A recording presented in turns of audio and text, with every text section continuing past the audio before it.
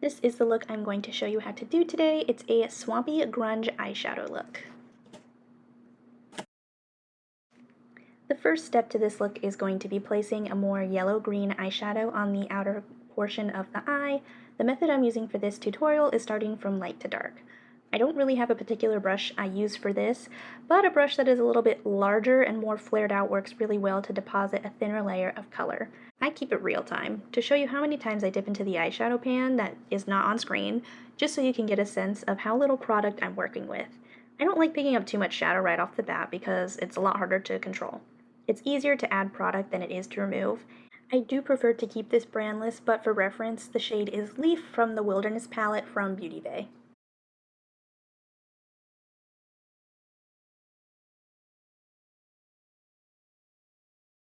Next, I start using a more true green color for the inner half of my eye. As I get towards the end of finishing the look, I know I want to place some neon yellow and green pigments at the edge of the blends, which is why the previous green was more yellow-based. Most people would switch brushes, but I'm a dirty pig and just keeping it the same one I used earlier. Be better than me, please.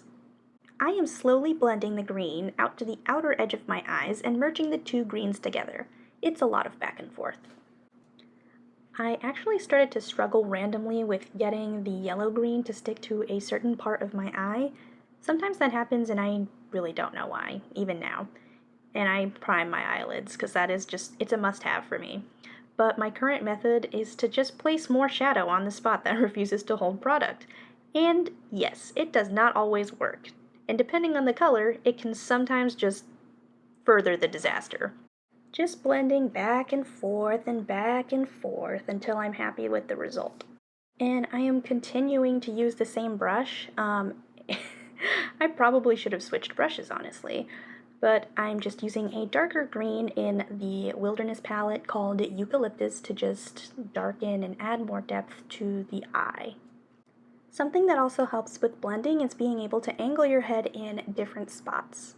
I used to not be able to have my eye open while blending, but over time it does get easier to do. If you struggle with having your eye open while blending, I would suggest practicing with a clean brush with no product on it so that you can get used to the sensation of the brush moving on your lid with your eye half open.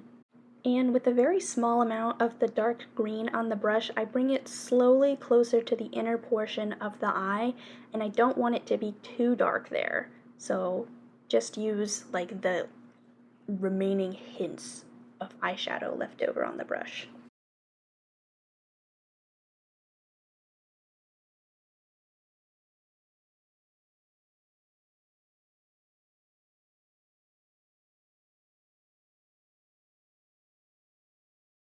I have now finally changed brushes.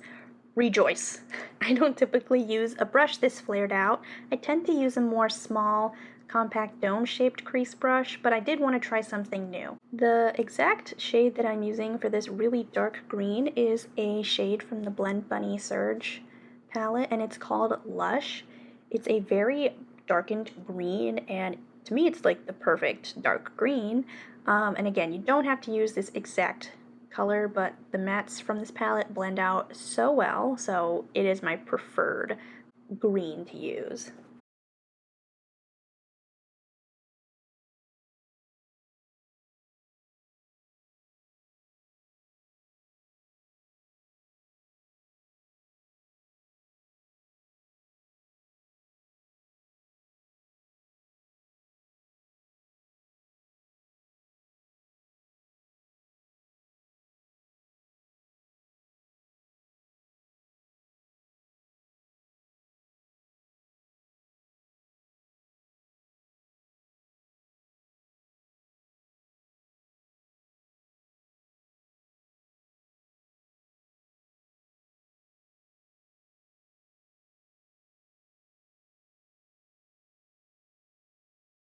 I switched brushes again! I'm using a condensed crease brush as it's my preferred blending brush for black and other dark colors. I find it ideal to do a gentle wing shape. If you wanted to, you could stop the look here.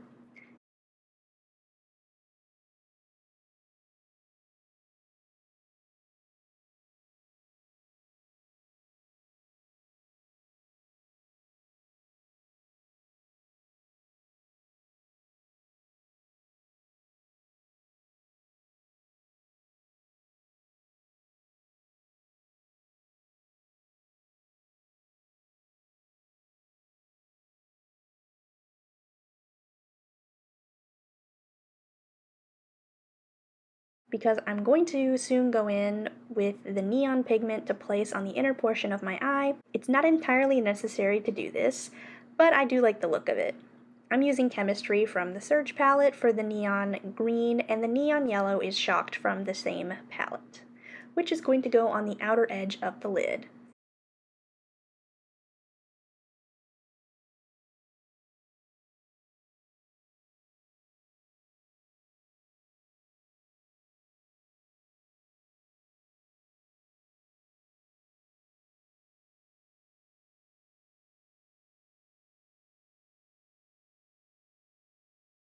And then we're going to blend those together.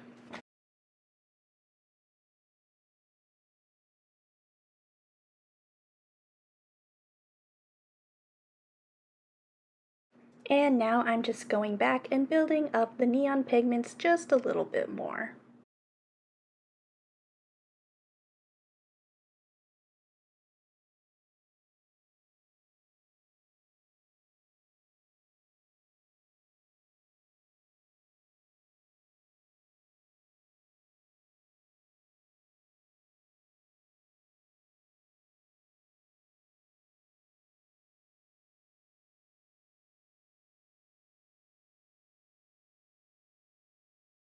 For the lower lash line, I try to implement everything that I talked about earlier, but because I'm working with a lot smaller of an area, we have to be really precise with where we place the shadow so the shadow doesn't extend too far down. I typically like to start from dark to light. I keep the black really tight to my waterline area, and with an angled blending brush, I will blend it out using slightly darker greens.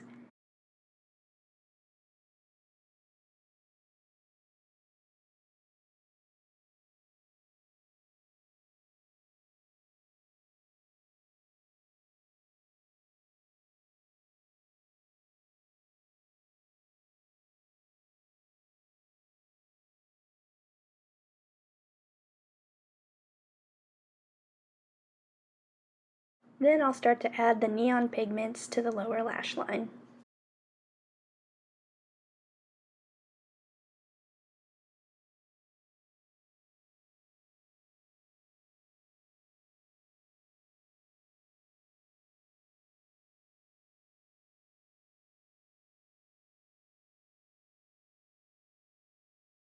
Then I just go back and touch up some of the blending until I'm satisfied with how it looks.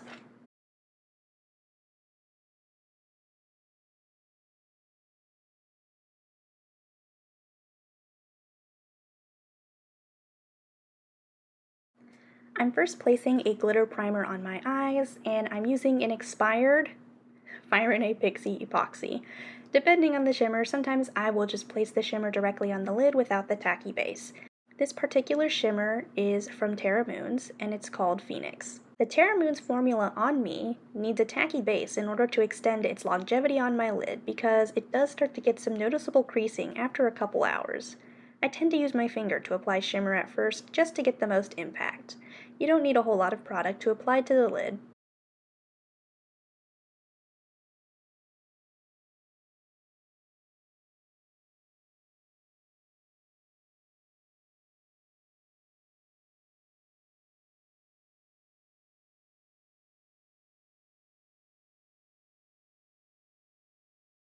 I like to use a brush to diffuse the shimmer.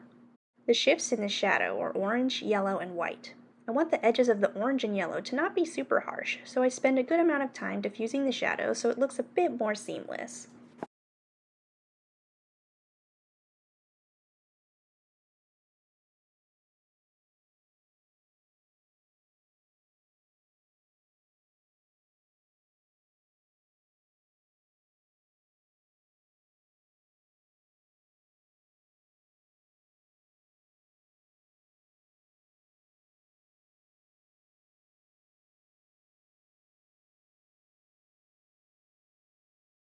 This is the finished look, and I do end up applying some false lashes for once, and I really love how they came out, even with the lashes. Totally an optional step, and I hope this was helpful for you. Please leave any feedback, questions, or comments below, and thank you for watching.